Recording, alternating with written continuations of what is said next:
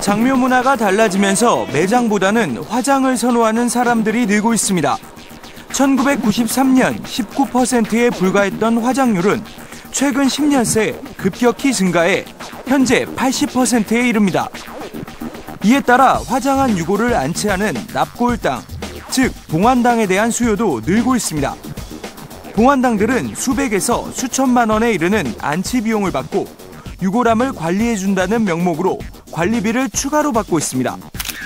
하지만 봉안당을 믿고 유골함을 안치했다가 오히려 황당한 피해를 겪은 경우도 있습니다. 여기가 연예인들을 굉장히 많이 이렇게 해서 사진도 찍고 많이 TV에 나와서 좋은 줄 알았죠. 돌아가신 분만 불쌍한 거죠. 남이 이걸 하고 섞여갖고 어떡할 수도 없고. 운영은 뒷전. 터무니없는 가격으로 배불리기에만 급급한 봉안당 업체의 실태를 취재했습니다. 돌아가신 어머니의 유골을 경기도의 한 봉안당에 모셨다는 김태석 씨. 그는 매년 명절 때마다 봉안당을 찾아 어머님께 인사를 드렸습니다. 그런데 김 씨는 지난해부터 어머니의 유골함을 뵈러 가던 발길을 끊을 수밖에 없었습니다. 2년 전에 걸려온 전화 한 통 때문이었습니다. 1년에 2번씩 갔죠. 정월 초하루하고 추석에 가서 이제 그 어머니가 이제 그 적게도 안 살고 많이도 안 살고 90 살고 가셨으니까. 그래서 이제 그렇게 저기를 했는데 2년 전인가 그 연락이 왔어요. 통화 내용은 충격적이었습니다. 유골함을 안치한 담이 무너지면서 어머니의 유골함이 부서졌고 다른 사람의 유골과 섞여버렸다는 것이었습니다. 유골도 막 다 막 부스러진 거 그때 그 사진 보니까 막 그냥 널브러졌더라고요. 그 박살이 나서 그러면 흩어졌을 거 아닙니까? 맥구가 거기에 그때 있었는데 흩어져서 그럼 그 사람들이 그걸 알 수도 없을 거니까 그냥 대강 다 먹겠죠. 유골함을 사다가. 생면부지의 타인과 섞인 어머니의 유골. 김 씨는 그 이후로 어머니를 찾아뵙지 못하고 있습니다. 그날 가서 이제 그때 이제 보니까 내가 한 함이 아니에요. 그 기분이 뭐 말도 못하지. 그래서 그 다음엔 내가 그 작년 추석하고 금년 저기에 내가 안 갔어요. 이거 뭐 남이 그 유골함에다 가서 인사하는 거나 다름없잖아. 김 씨는 봉안당을 직접 찾아가 따졌지만 업체 측은 무책임한 태도로 일관했다고 합니다. 그 왜 저게 멀쩡한 게 무너지느냐. 나도 그 얘기를 했죠. 그러니까 그 자세히 모르겠다고 그러는데 뭐 할 말이 있어요? 자기네 새로 이렇게 경매받아서 들어왔기 때문에 그전 거를 모릅니다 그러는데. 그러니까 뭐 사장한테 핑계대고 그때 맨 처음엔 사장이 없다 그러고 그다음에 갔더니 사장이 바뀌었다 그러고 뭐 있더라고요. 이 봉안당에 무슨 일이 있었던 걸까요? 해당 업체를 직접 찾아가 어떻게 된 일인지 물었습니다. 업체 관계자는 이미 피해자들과 합의가 이루어졌기 때문에 문제될 것이 없다는 입장입니다. 넘어진 거는 맞습니다. 네. 근데 저희가 합의하실 분들은 합의를 했고 또 더 좋은 자리를 모시는 분도 다 모셔드렸어요. 그래서 와서 자 저희가 넘어지는 순간 신속하게 이분들을 몇 년 안 되는 분 만나서 신속하게 자 이렇게 됐습니다. 그래서 다 처리를 했고 그래서 유족분들한테서 그 부분에 대해서는 자 거의가 다 무료로 옮겨드려서 다. 추가 비용은 전혀 안 받아야 되시고요. 그 문제되는 분들은 하나도 안 받고 다. 하지만 피해자들의 말은 다릅니다. 사건이 있고 난 뒤 2년이 지나서야 연락을 받았고 심지어 추가 금액까지 지불했다고 합니다. 그 나무장으로 돼 있는 게 진짜 오래되고 했으니까는 밑에 유리로 바꾸라고 그러더라고요. 그래가지고 그때 밑에 유리관으로 돈 지불하고 바꿨어요. 한 50만 원 정도. 업체의 관리 미숙으로 벌어진 일인데도 피해자들에게 추가로 돈까지 요구한 겁니다. 누구의 말이 진실인지 확인하기 위해 취재진은 해당 업체에서 근무했던 직원을 어렵게 만났습니다. 그는 업체 측이 수익을 내기 위해 안치단이 무너지도록 방치했을 가능성이 있다고 말합니다. 그 당시에 뭐 신청했다 그러는 거예요. 그러면 아니 못으로 박아서 안전하게 잡아놓은 거를 근데 그 다루기가 없더라고요. 다 뛰었다는 얘기는 누가 지시해서 뛴 거예요. 그 다음에 툭 밀어놓고서 넘어졌다 그러면 끝나는 거지 뭐 어떡해요. 그러니까 그 속은 모른다는 얘기죠. 이게. 기존의 안치유고를 옮기는 데 동의하지 않거나 추가 비용 납부를 거절한 유족들의 유고를 손쉽게 처리할 명분을 얻기 위해 사고를 위장했을 가능성이 있다는 겁니다. 결국 업체가 경매에 넘어가면서 주인이 바뀌었고 봉안당을 리모델링하는 과정에서 추가로 수익을 내기 위해 벌인 일이라는 주장입니다. 지금 경매에 넘어간다고 치고 만약에 내가 샀어요. 예를 들면 그럼 나도 샀으면 이득을 봐야 될 거 아니에요. 그럼 당연히 니네들 계약해줍니다. 수익금 받겠습니다. 뭐 재계약을 해야 됩니다. 그럼 재계약할 때 단돈 10만 원이라도 받겠죠. 그렇지는 안 될 거 아닙니까? 그죠? 실제로 해당 봉안당은 2003년 설립된 이후 소유권자가 3번이나 바뀌며 운영되고 있습니다. 최근엔 소유권 분쟁 때문에 법원으로부터 분양금지 가처분 명령까지 받은 것으로 드러났습니다. 새로 유고를 안치할 수 없다는 뜻입니다. 하지만 해당 업체는 여전히 유고를 안치하고 있었습니다. 구독자들 같은 경우에는 1600만 원. 전에 그 4개 자리도 3,500으로 했어요. 그래서 항상 잘 들고요. 그 자리를 좀 보시거나 명당자를 찾으신 분들한테는 이런 자리가 좀 맞다고 보시면 되세요. 산 이제 병풍처럼 빠져서 부산 구속에서 벌을 낳는다고 보시면 되세요. 분양금지 기간에 불법으로 안치된 유골들은 법적으로 보호를 받기 어려울 수도 있습니다. 어떠한 그 납골당에 대해서 가처분이 이루어진다고 하면 실질적으로는 그 뒤에 오는 모든 사람들은 어떤 권리도 주장할 수 없게 되는 그런 문제점이 있습니다. 납골당 같은 경우에는 사용권을, 일시적 사용권을 사실은 획득하는 것에 불과한 것이고 영구적인 소유권을 취득한다라고 하는 개념은 사실 존재하기가 좀 어려운 부분입니다. 그래서 분양이라고 하는 말에 현혹이 되어서 내가 일정 금액을 내고 나면 그 공간이 무조건 다른 사람으로부터 배타적으로 이 공간을 내가 취득하고 사용할 수 있는 모든 권리가 있다고 생각하시면 안 될 것 같습니다. 사설 봉안당들이 이른바 영구 분양이라는 명분으로 수백만 원 이상을 받고 있는데 운영업자가 바뀌면 사실상 이런 약속은 무용지물이라는 겁니다.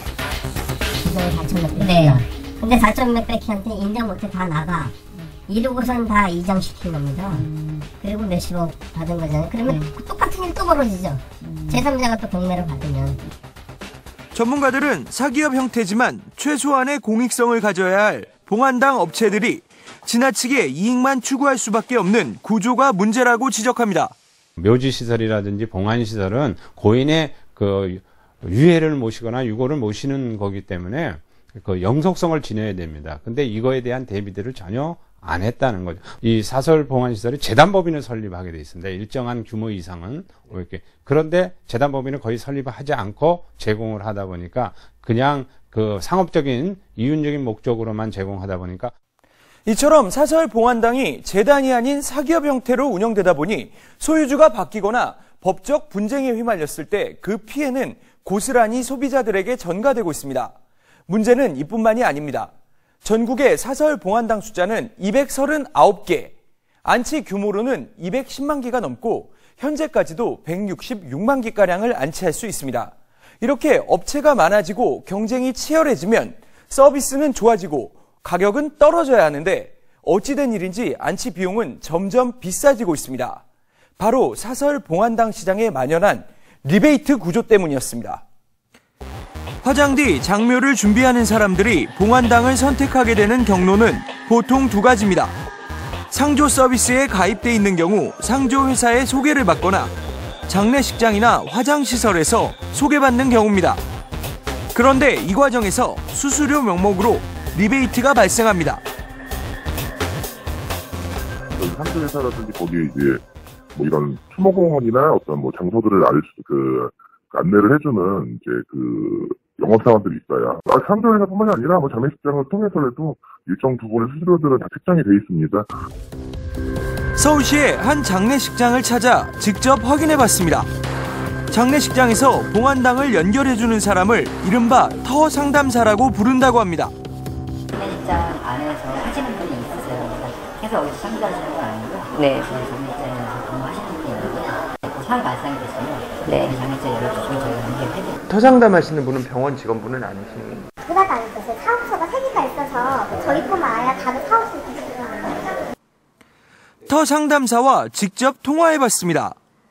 자신을 통해서 거래하는 것이 더 저렴하다고 홍보합니다. 그럼 당연히 통해사는 게 싸죠. 일반 외에는 별도로 한 20% 할인 가능하세요. 직접 하게 되면 자기네 돈을 다 버는 거고. 네. 오늘 영업소로 끼시면은 할인이 들어가니까 덜 버는 거. 하지만 봉안당 업체 측의 설명은 다릅니다. 소비자를 연결해주면서 상조회사나 장례식장의 터 상담사들이 건당 무려 40%에 이르는 리베이트를 받아간다고 합니다. 봉안당 한 끼 가격이 500만 원인 경우 리베이트가 200만 원이나 포함되어 있다는 겁니다. 갑이 상주에 삽니다, 지금. 우리가 산 갑이 아니라 갑이 상주에 삽니다. 우리는 만약에 갑에서 요구를 안 들어주면 안치가 안 들어옵니다. 봉안당 업계 관계자들은 상조회사나 장례식장 터 상담사들이 소비자를 직접 만날 수 있는 자리에 있다 보니 리베이트가 발생하는 것이라고 말합니다. 소비자가 봉안당과 직접 거래를 한다면 리베이트가 발생할 이유가 없다는 얘기입니다. 소개팅해야 한다고 봐야 되겠죠. 근데 이제 그게 가장 중요하죠. 현장에서. 그러면 갑자기 돌아가셨기 때문에 미리 준비 못하신 분들이 벌써 대부분이 80%예요. 솔직히 죽기 생각하고선 묘사하는 사람이 별로 없잖아요. 결국 피해는 소비자의 몫입니다. 봉안당 분양 가격에 리베이트 비용이 포함돼 있다 보니 분양을 받은 뒤에 다른 곳으로 옮기고 싶어도 옮기지 못하는 일도 벌어집니다. 이런 사정이 있으니까 납골당을 뗐으면 좋겠는데 어떻게 해야 되느냐 그랬더니 그쪽에서 자기네는 개입할 게 없고 알아서 파십시오 그러더라고요. 그래서 어떻게 파냐고 물어봤더니 그거는 뭐 중고 사이트에 올리던지 매수자를 직접 구해라. 공정거래위원회의 권고에 따르면 봉안당 분양 뒤 1년 만에 계약을 해지할 시 분양가의 70%를 환급해 주도록 하고 있습니다. 하지만 리베이트가 40%인 상황에서 분양가의 70%를 환급해 주면 봉안당 업체는 10%의 손해를 보기 때문에 공정위의 권고사항은 지켜지는 일이 없고 실제로 환급도 잘 이뤄지지 않고 있습니다. 그 장례식장이라든지 상조회사가 소비자를 만날 수 있는 것이 되니까 거기에 리베이트를 얹어주면 그것이 결국 소비자한테 전가가 되는 거죠. 사설 봉안당의 경우 유골함 한 기를 안치하는데 200만 원에서 1,800만 원가량이 듭니다. 최고급형의 경우 1억 원이 훌쩍 넘는 곳도 있습니다. 이렇게 리베이트가 포함되면서 가격이 부풀려진 사설 봉안당의 대안으로 정부나 지자체에서 관리하는 공설 봉안당이 있습니다. 가격은 유골함 한 기당 10만 원에서 100만 원가량으로 아주 저렴한 수준입니다. 하지만 어찌된 일인지 이용하는 사람은 많지 않다고 합니다. 직접 찾아가 봤습니다. 지난 2004년 개장한 공설 봉안시설인 서울특별시 자치구 추모의 집입니다. 경기도 화성과 충북 음성 지역에 시 예산 83억 원을 지원받아 마련된 이 시설은 15년치 관리비를 포함해 한 기당 65만 원의 저렴한 가격이지만 내부 시설은 사설 봉안당만큼 잘 갖춰져 있습니다. 그런데도 대부분의 안치단이 텅 비어 있습니다. 지금 오픈이 안 된 방이에요. 저기 안치가 안 됐어요. 안치가 안 됐으니까. 서울시 25개 자치구 중 11개 자치구가 구 예산까지 들여 지어놨지만 총 4만 기가 넘는 안치단 중에서 1,700여 기만 분양됐습니다. 지은 지 10년 가까이 됐는데 안치율이 5%도 되지 않는 겁니다. 서울에서는 구립시설이 와서 대부분이 그렇다. 이렇게 잘 해놨는데 왜 있는지조차 몰랐다. 생긴 지 얼마 안 됐냐. 이게 대부분 반응이거든요. 자치구에 살고 있는 주민들조차 시설에 대해 모르고 있을 정도로 홍보가 부족한 상태로 방치되고 있습니다. 시설이 있는 서울시 11개 자치구 중 안치율이 가장 저조한 곳은 광진구입니다. 2004년에 문을 열었지만 시설 4,000기 중 현재까지 안치된 곳은 80기 정도밖에 되지 않습니다. 작년에 했고 이제 올해는 안 했어 아직. 이제 제작을 해서 다시 한번 배너나 이런 거를 한번 넣어야 되는데 이게 일반 사설처럼 광고를 때릴 수가 없는 거예요. 그 광고 비용 있잖아요. 구청 측에서는 적극적인 홍보를 위해 새로 홍보 전단까지 만들었지만 상황이 만만치 않다고 설명합니다.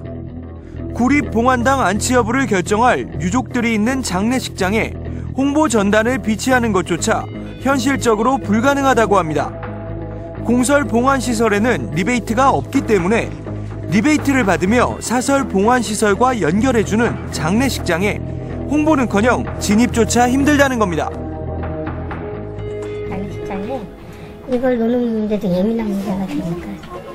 지금도 구청에서 이거 갖다 놓으면은 못 놓게 하나요? 그러니까 그거를 고려를 해보겠다고 하니까 연락을 받았죠.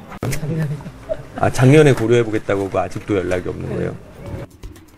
취재진은 공설 봉안당 홍보전단 배포를 위해 구청 담당자와 함께 해당 자치구에 있는 장례식장을 직접 찾아갔습니다. 그런데 장례식장의 대응은 구청에서 설명한 것과는 달랐습니다. 마치 기다렸다는 듯이 공설 봉안시설 홍보전단을 놓고 가라고 말합니다.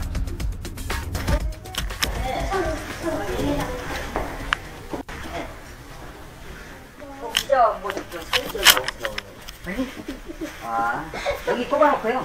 네.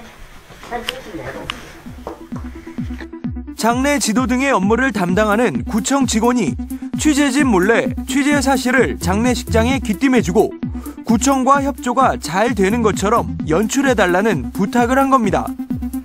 공설 봉안당을 운영하는 구청이 견고한 리베이트 구조를 깨려는 노력은커녕 사실상 방조하면서 공설 봉안당 운영이 겉돌고 있는 겁니다. 아예 시도 안 했던 게 다들 했었거든요. 장애인도 가서 얘기를 했던 게 다만 그 이후로 후속적으로 그 가가지고 좀 더 다 어떻게 연락 없어져가지고 연락도 한번 해보고 했었어야 되는데 2001년 장사법이 개정된 뒤 각 지자체들은 화장, 봉안당 활성화 시책을 강구하고 수행하는 것이 의무화됐습니다. 단지 의무라서 그랬을까요? 일단 지어놓기만 하고 덩그러니 내버려둔 지 벌써 10년이 지났습니다. 100억 원가량의 예산을 쏟아부은 공설 봉안시설은 관할 지자체의 무관심 아래 사실상 방치 상태에 놓여 있습니다. 서울시에서 구청에서 지속적으로 관리를 안 합니다. 그냥 우리는 협약을 맺었다, 이용하려면 니네들이 이용해라 하는 식으로 나온다는 거죠. 큰일을 당하고 경황이 없는 소비자들을 노려 40%가 넘는 리베이트를 챙기는 상조회사와 장례식장들. 관리는 뒷전으로 미루고 수익만 내기 바쁜 봉안당 업체. 공설 봉안시설을 지어놓기만 하고 뒷짐만 지고 있는 지자체.